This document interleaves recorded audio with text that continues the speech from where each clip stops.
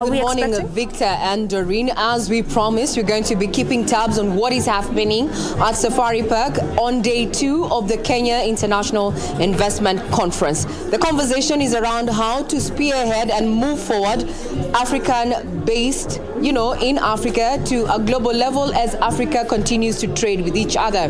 Being day 2, there are several key issues that are going to be taking center stage. One of them is how to onboard and leverage on matters tourism, blue economy, and this main theme this morning actually is going to be unlocking Africa's gateway. Yesterday we had so much, including the keynote address made by none other than President William Ruto, as well as the African Continental Free Trade Area Agreement Secretariat, led by the Secretary General Wamkele Mene. But let's have a recap from my colleague Hibak Said, who is also here for the same conference. Hibak, good morning. Good morning, Regina, and thank you so much. Of course, we were talking about the Africa Continental Free Trade Area, and they were talking about how we're going to introduce new measures to make sure that inter-trade within Africa is achieved. One of the things that the president was very passionate about is pushing intra-Africa trade from 17% to at least 25% to ensure that we move from $50 billion to $70 billion. That is very ambitious, but he does think that if we do concentrate on a few areas, we can achieve that. One of the places, or one of the things that he was talking about, was the textile industry. We have Kitenge, which is something that Kenya is very well known about, and Nakuru City is one of the cities that is representing the country in this front. If you could just introduce yourself. What is your name? What is your business about? Hi, my name is Adrian Juma. I am the 3rd generation acting managing director for Tiankara Creations. Tiankara Creations is a clothing manufacturing brand, and we do manufacturing of ready-made kitenge wear from Nakuru. Yes. We were talking to Busia County just yesterday. They were talking about palm oil production. Meru County has bananas. Is the thing that Nakuru City is known for Ankara? Well, yes, and that is why we are here. And it's not just about the Nakuru thing. We are here for Kenya and also for Africa. We are trying to create awareness for Kenyans, for people to embrace African wear as ready-made, iconic and very trendy pieces that we need to embrace from now the Western clothing to ours, made here. Yeah.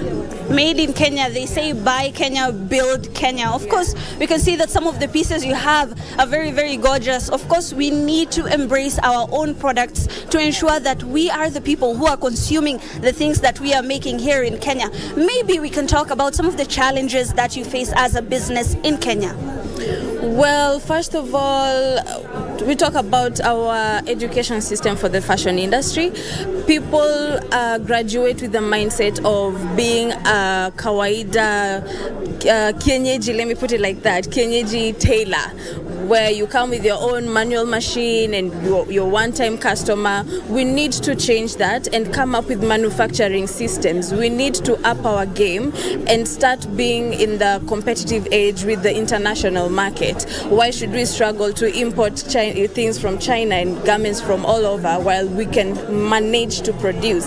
So with that in mind, there's also a lot of challenges when it comes to technology. We managed to come up with our own manufacturing systems. That is not taught in our schools right now. So it's quite a hassle, but if we can make it, we believe the industry can also come to evolve and we can get there. And I'm pretty sure moving your things not only from Nakuru County and into Kenya, but also moving it to other countries is such a problem. The president was talking about infrastructure changes and infrastructure building. Maybe what are some of the things that you could suggest as a business that could be done to ensure that this is softer for you? They need to create a very enabling environment for us traders. Maybe come up with agreements that are quite friendly for all countries. You see, the tariffs, they make it friendly. So that's why we need to they need to come to the ground and talk to us and understand exactly what are the nitty-gritties that needs to be changed. Yeah. Of course, Victor, those are some of the things that small businesses want to be addressed so that they can make their businesses better, and investment in infrastructure is one of the things that the president highlighted yesterday and had talked about. Regina, of course, you know that investment in infrastructure is such a problem. Can you just maybe give us what exactly the problem is and give us an insight into what the day is going to look like today? Thank you very much. Statistics currently indicate that prices of products and services from Africa are affected on a majority 30 to 40% owing to poor infrastructure, an issue that is bound to be discussed today, given the theme is about unlocking Kenya's gateway.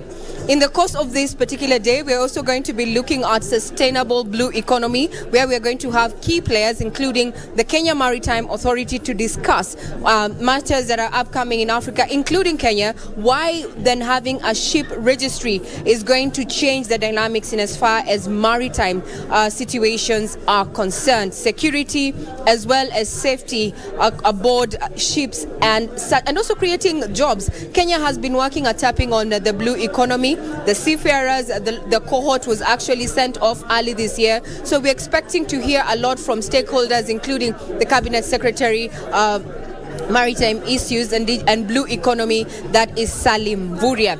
Later on, we're going to be having a candid conversation with players within the digital space. Kenya has been leapfrogging when it comes to digital transformation, and now how does this digital transformation translate across Africa and boost intra-African trade? This is a whole day affair. We are expecting the keynote this morning to be delivered by none other than the Prime Cabinet Secretary Musalia Mudavadi, who is also going to be joined by other stakeholders, including the Chinese companies who are going to be entering into a partnership to foster trade between Africa and companies from Africa to the Chinese market. And looking at Asia in itself, when it comes to trading with each other, it trades at least 40% at a time when Africa is struggling at 17%. Hopefully, by the end of this particular conference that runs for the next one day, tomorrow is the closing of this day, that those players who are showcasing here today, a number around 300, including county governments and various stakeholders, are going to get something that is going to, and long-lasting networks that are going to make them leapfrog from local production to the African level and eventually to the global level. I want to hand you over to the Master of Ceremony on our main chamber as we expect our main guest this morning. Otherwise, that's the brief this morning. We'll be keeping tabs on what is happening during the course of the day. So we take you back to Broadcasting House.